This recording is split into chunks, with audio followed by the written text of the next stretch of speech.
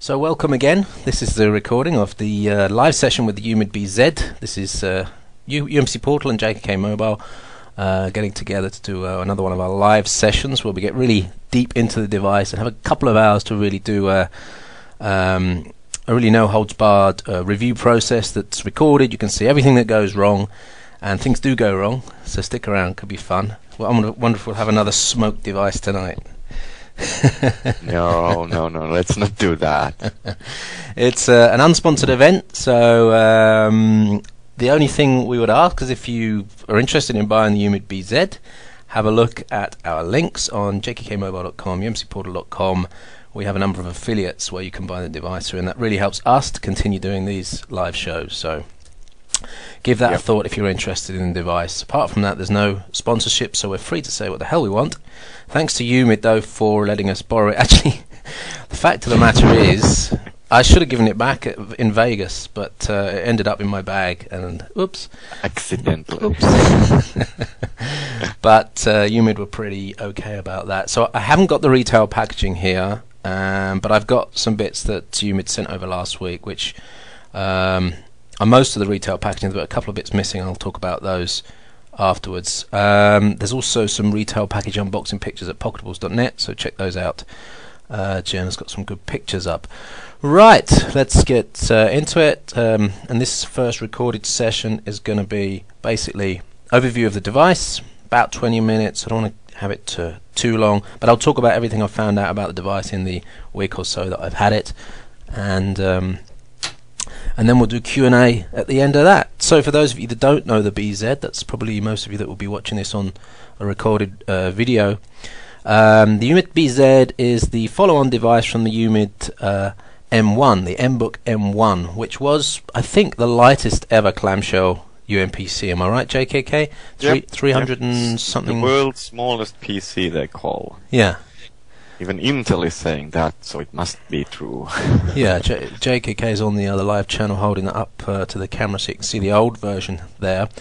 Now, the old version was a good device, but had some issues with it, namely plastic build quality, screen angle, and the proprietary connectors that they used on the original device. So, as I go around this device, you'll see that they've changed that. But starting from the outside then, this is this one measures 370 grams. I've measured it myself. I don't know what the official weight is. I think it's around 400 grams, but this one's weighing 370. It's a 32 gig version SSD that I've got here.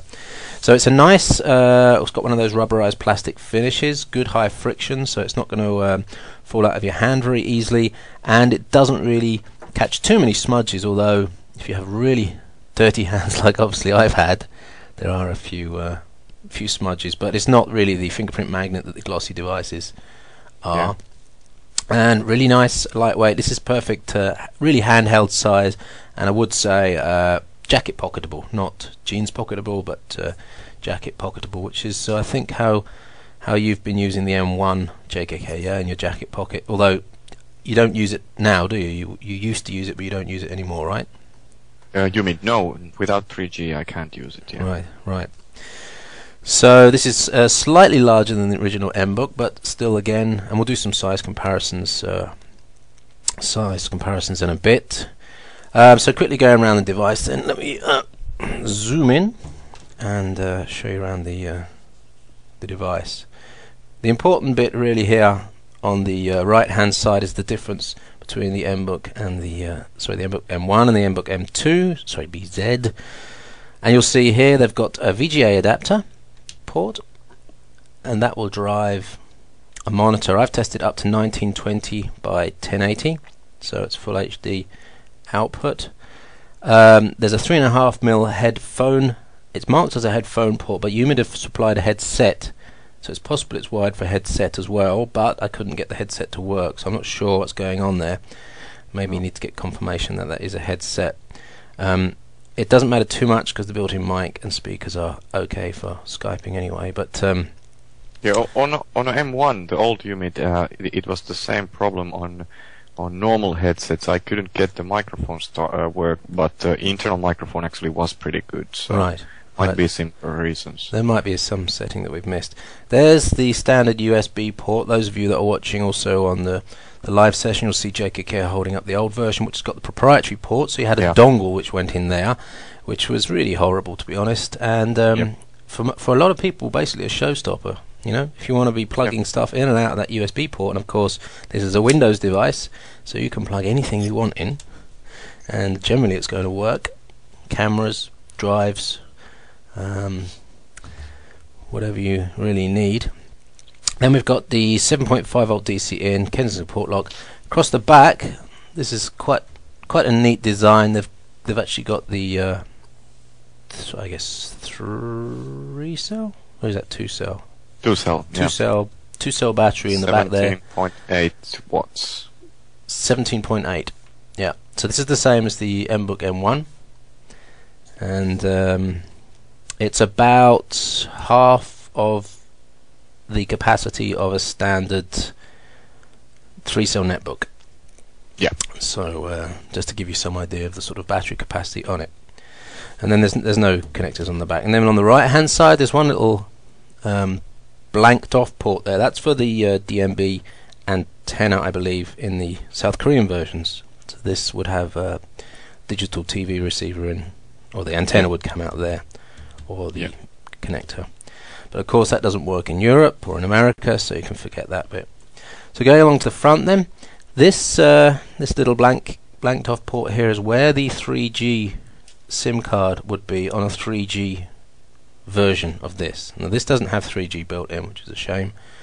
And I don't know whether they're going to bring 3G one to the market, but clearly the design is there. So if someone asks for 10,000 of them, I'm sure they'll quickly drop the 3G module in and run those off. Yeah. But that's probably for carrier orders. Yeah, it was pretty much the same with the M1. So it took like ages that they had even some stock of the 3G model. So it might happen, but really slowly, or maybe never. Right. And then you can just about see the if I zoom in, you can just about see the microphone port there by my finger. It's not focused very well. And then to the right of that there's the micro SD card slot, which is much more accessible than the one on the MBook, which was really horrible to get cards in and out of. But that one seems okay. So that's around the device. Underneath the device there's the air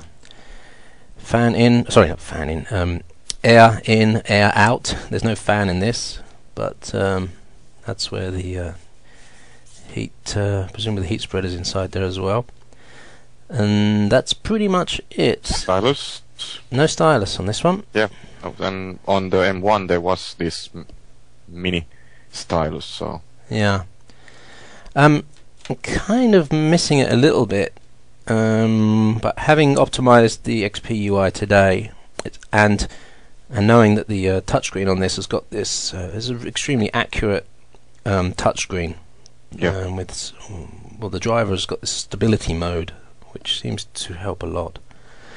There's a battery release button there, and that's about it for going around the device.